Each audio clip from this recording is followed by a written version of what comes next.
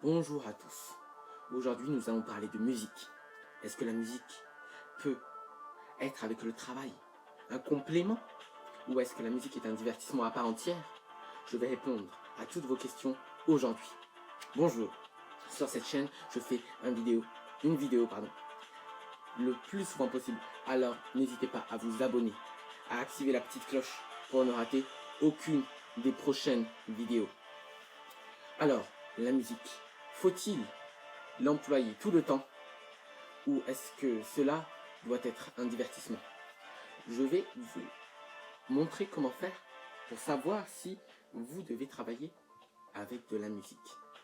Pour travailler avec de la musique, vous devez avoir un esprit ouvert et vous devez être multitâche. En faisant seulement une tâche à la fois, si votre cerveau est de ce type-là, vous n'arriverez pas à rester concentré sur ce que vous faites. Deuxièmement, quel type de musique? Quel type de musique permettra de vous mettre au maximum de votre concentration? Car c'est quand même ça le but, que vous soyez concentré au top de votre forme afin de réussir à faire votre exercice, à faire votre boulot ou tout simplement à apprendre une leçon. Pour cela, c'est très simple. On distingue plusieurs types de musique. Les différents types de musique vous permettront de savoir précisément quel type de musique vous correspond. Premièrement, il y a les musiques avec paroles. Les musiques classiques. Les musiques que vous retrouvez tout le temps, tous les jours. Et parmi elles, il y a les musiques que vous connaissez et les musiques que vous ne connaissez pas. Les musiques que vous connaissez seront utiles car votre cerveau ne va pas chercher à comprendre les paroles. Cependant, votre cerveau, il a été montré que votre cerveau va chercher à chanter les paroles, à se rappeler des paroles, ce qui peut être plutôt perturbant. Les musiques que vous ne connaissez pas, au contraire, votre cerveau ne peut pas essayer de se rappeler des paroles. Cependant, il va essayer de les mémoriser et de les comprendre. À vous de voir quel est le bon compromis. Cependant, il y a également les musiques sans paroles. On distingue encore deux types. Les musiques rythmées, rapides, et les musiques lentes. À vous de voir par rapport à quelle activité cette musique sera utile. Si vous faites une activité qui demande de la rapidité, peut-être qu'une musique avec une forte intensité vous sera d'une grande aide. Cependant, si vous êtes sur un rythme plutôt posé, peut-être qu'un rythme lent vous guidera sur le chemin.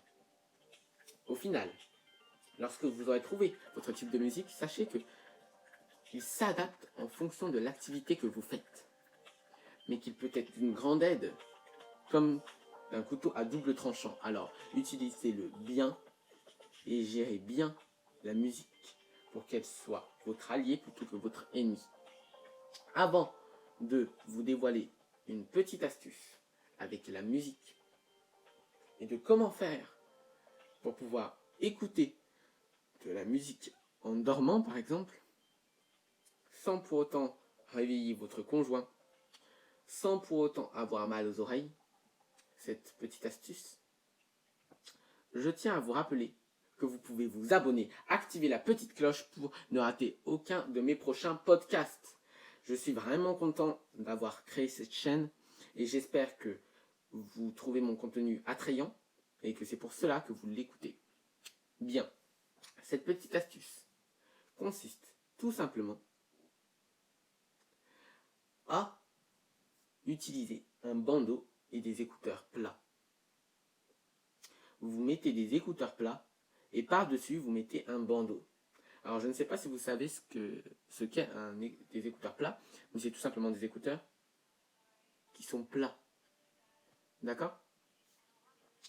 Et donc ces écouteurs plats vous permettront de vous coucher sur les côtés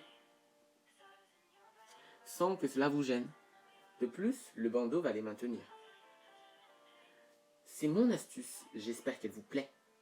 Et maintenant, on va passer à la deuxième partie de la vidéo.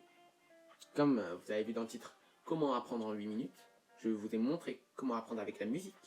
Maintenant, je vais vous montrer à quel point la musique est partout autour de vous. Premièrement, est-ce que vous entendez la voix dans votre tête? Lorsque vous parlez parfois, vous entendez une voix dans votre tête. D'accord? Cette voix, c'est un mélange de voix que vous avez entendues. Et parfois, lorsque vous chantez, dans votre tête, vous entendez vraiment cette voix chanter. Dites-vous que c'est un mélange de tout ce que vous avez entendu, dont votre propre voix que vous entendez.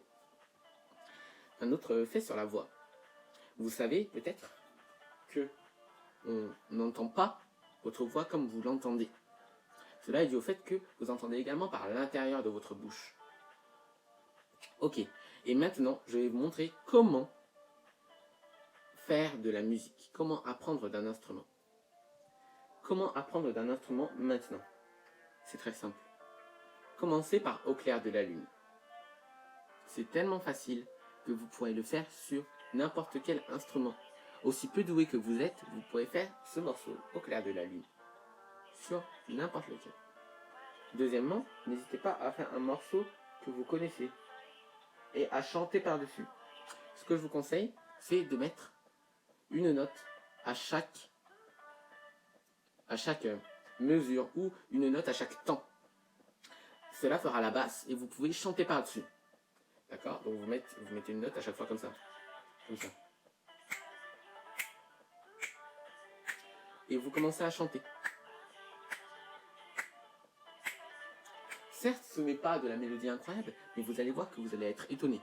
Si vous vous demandez comment obtenir ces notes, il vous suffit simplement d'écouter la chanson et de chercher toutes les notes possibles.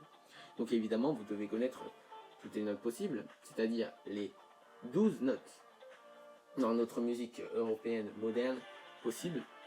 Et vous allez voir que vous pourrez faire facilement toutes les basses de tous les morceaux. Enfin, je vous conseille de commencer par le piano. Et je vous ai peut-être déjà dit pourquoi, je vous ai déjà peut-être dit pourquoi. Parce qu'il y a toutes les notes.